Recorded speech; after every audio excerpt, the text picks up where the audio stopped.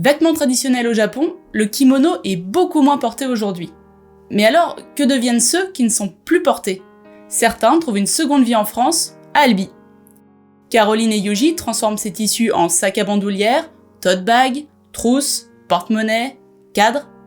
Depuis près de 2 ans et demi, ils font du neuf avec ces tissus anciens. Nous sommes allés à leur rencontre pour découvrir leur travail, en savoir plus sur cette aventure mêlant création et recyclage, et découvrir leur nouvel atelier boutique au cœur de la vieille ville.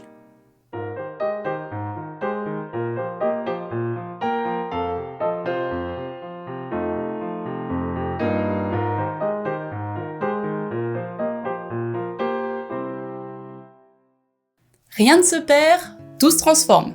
D'anciens tissus japonais trouvent une nouvelle vie grâce à Caroline et Yuji de Monoya Tokyo.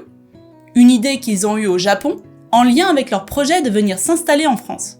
On se disait mais qu'est-ce qu'on pourrait faire donc en France ? Et on a toujours aimé le tissu, le textile. Mon mari a toujours travaillé dans l'univers du textile. Donc on s'est dit pourquoi pas faire quelque chose avec le tissu japonais. Au début on pensait faire une boutique où on allait revendre des objets japonais. Et puis l'idée en fait de créer avec d'anciens tissus nous est venue au fur et à mesure en fait. On nous avait offert des petits coussins en kimono en ceinture de kimono pour notre mariage. On avait bien aimé l'idée et puis du coup on s'est dit pourquoi pas continuer dans cette voie-là. Au début on a cherché des gens pour créer ça et en fait on a trouvé personne à Tokyo et donc on s'est lancé à le faire nous-mêmes. La première machine à coudre est achetée en 2019. Un départ de zéro pour Yuji, qui n'avait pas d'expérience en la matière. Il apprend en autodidacte, petit à petit, regarde des tutos, et les premières créations naissent. Utiliser d'anciens tissus de kimono et obi s'est imposé comme une évidence dès le départ. Déjà, il y a plein de gens qui le font, d'acheter des tissus japonais au mètre. On en trouve beaucoup, c'est des motifs qu'on voit souvent, en fait, c'est à peu près tout le temps les mêmes motifs. Mais aussi parce qu'en fait, au Japon, les kimonos se perdent, les gens n'en portent quasiment plus. Donc on en trouve à des prix assez abordables, avec quand même des motifs très sympas. Il y a une matière qui est là, qui est belle, qui est existante, qui est destinée un peu à la poubelle, donc c'est dommage d'acheter du neuf. Nous, ça nous fait quand même mal au cœur, de voir ces tissus disparaître. Donc on se dit peut-être notre travail dans 10 ans, il n'existera plus, parce que là, il y a très peu de kimonos qui sont fabriqués actuellement. On peut en trouver à des bons prix parce que les gens, ils sont quand même dans cette optique de se débarrasser, de vider les maisons. Mais là, on se dit dans 10 ans, 20 ans, il n'y aura quasiment plus, ou alors à des prix qui sont pas les mêmes qu'aujourd'hui. Donc voilà. Au fait, est-ce que vous savez exactement ce qu'est un kimono ? À quand il remonte ? Quand il est porté ? Le kimono, c'est littéralement la chose que l'on porte sur soi. Connu à l'origine sous le nom de kosode, c'est-à-dire petite manche, c'est un vêtement de dessous chez les nobles de l'ère Heian. Il devient le principal vêtement pour toutes les tranches de la société, pour les femmes et les hommes, à la fin du XVIe siècle. Le mot kimono remplacera celui de kosode sous Meiji. Il existe différents types de kimonos. Certains pour des cérémonies, d'autres pour des moments informels, certains uniquement portés par les femmes mariées, d'autres par les célibataires, avec les manches plus ou moins longues, des décors à certains endroits. On a parlé de certains d'entre eux dans cette petite vidéo. Jetez-y un œil. Parmi eux, le yukata. Vêtement de bain chez les nobles de l'ère Heian, il se généralise sous Edo. Léger, il est porté aussi bien par les hommes que par les femmes, notamment en été. Et il y a le obi, la grande ceinture, située au niveau de la taille chez les hommes, au niveau de l'estomac pour les femmes. Il en existe de différents types, qui se nouent dans le dos de multiples façons. Après la Seconde Guerre mondiale, le kimono passe du quotidien à l'occasionnel. Pour des cérémonies, mariage, cérémonie du thé, remise de diplôme. Au fil des décennies, il va connaître un déclin, dû notamment à son prix élevé. Dans les années 90, la location et les boutiques de seconde main vont se développer. Il n'y a plus beaucoup de personnes qui achètent, surtout neuf, parce qu'en fait neuf c'est des milliers d'euros. Donc du coup c'est vraiment un prix qui est important pour en fait un usage qui n'y est quasiment plus. Il y a des personnes, attention, qui font qui portent des kimonos, il y en a encore, hein.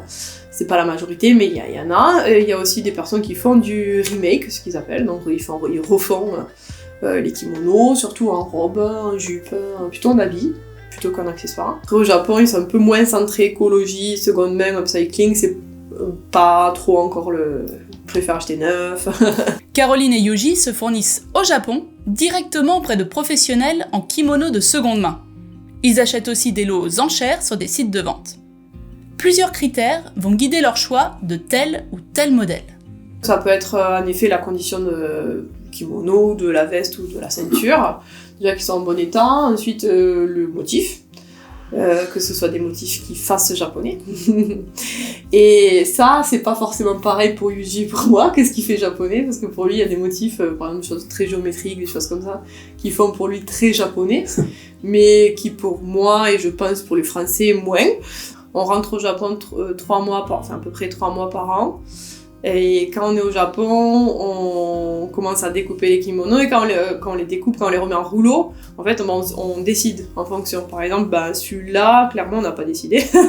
Il n'est pas encore en cours, mais bon, comme le motif est assez gros, peut-être on fera pas une petite pochette. Donc déjà, on va décider par rapport au motif, s'il est gros ou pas. En général, comme on fait des petits objets, on essaye d'avoir des petits motifs. Les gros motifs, ça peut être pour des sacs, des tote bags, ou alors pour des pochettes de tablettes, ou voilà. Car la gamme des objets fabriqués par Monoya s'est élargie. Les coussins et tote bags ont été rejoints par d'autres créations. Pochettes et porte-monnaie de différents formats, trousses, sacs. Une fois la matière première achetée, la création ne commence pas de suite. Il faut d'abord préparer les tissus. Après le démontage, une autre étape essentielle, le repassage. Ce qui peut prendre, selon la quantité, plusieurs semaines. Il faudra coller un renfort tout le long de la matière, alors aucun pli ne doit rester. Et de la matière, il y en a. Une fois mis en rouleau, les kimonos représentent 13 mètres de tissu. Les hobbies sont généralement longs de plus de 4 mètres. Ils deviendront des housses de coussin ou seront encadrés. On y retrouve toujours un peu les motifs traditionnels, par exemple les grues, un éventail ouvert, les fleurs. Selon les saisons, on va trouver des fleurs différentes. Ça peut être aussi plus paysager, avec par exemple ici le pavillon d'or à Kyoto, qu'on retrouve. Donc ça fait vraiment un paysage. En fait, on le saura combien on en fait quand on l'aura démonté, en fonction de la condition. Avec des emporte-pièces et une presse, ils découpent les morceaux dont ils ont besoin pour telle ou telle réalisation, en faisant en sorte d'utiliser le maximum de la toile. On peut vous montrer, ça c'est des porte-monnaies. Des petits porte-monnaies, comme ça. C'est-à-dire qu'on les a tous, vous voyez, prédécoupés. Donc là, c'est la doublure qu'il y a à l'intérieur. Donc ça, c'est des modèles qu'on a donc avec notre presse manuelle, qui est chez nous. On fait faire la forme de la création. Ensuite, on va vraiment le presser dessous et ça va découper du coup le tissu. Donc là, il y a le côté, comme je vous disais, autocollant avec le renfort qu'on va retrouver aussi sur la partie doublure intérieure. Dans l'objectif zéro perte, l'envers non brodé du hobby servira par exemple à faire l'arrière du coussin. Attablé devant sa machine à coudre japonaise semi-professionnelle, Yuji s'attelle à donner une nouvelle forme et une nouvelle vie au tissu. Le jour du tournage, il travaille sur des bandoulières pour de futurs sacs. À l'entrée de l'atelier, un portant avec des haori, des vestes traditionnelles plus courtes que les kimonos. En bonne condition, il reste entier pour être revendu. Dans notre entreprise, il y a 2 parties. La partie Monoya Tokyo Création. Donc là, c'est avec les créations de Yuji à partir d'anciens tissus. Mais on a aussi Monoya Tokyo Vintage, donc avec les vestes haori, les vestes de kimono. On a aussi des sacs, là il ne reste quasiment plus, des tissus de furoshiki. Caroline et Yuji se déplacent beaucoup. Quasiment une fois par mois, ils sont présents sur des événements, comme des salons à thème japonais. Mais ils reçoivent aussi lors de permanences ou sur rendez-vous dans leur atelier du centre d'Albi. Ils vont être absents jusqu'en juillet prochain, pour faire le plein de tissus au Japon. Mais n'hésitez pas à venir les voir à leur retour ou à jeter un œil à leur site internet pour découvrir leur univers. Merci d'avoir regardé cette vidéo.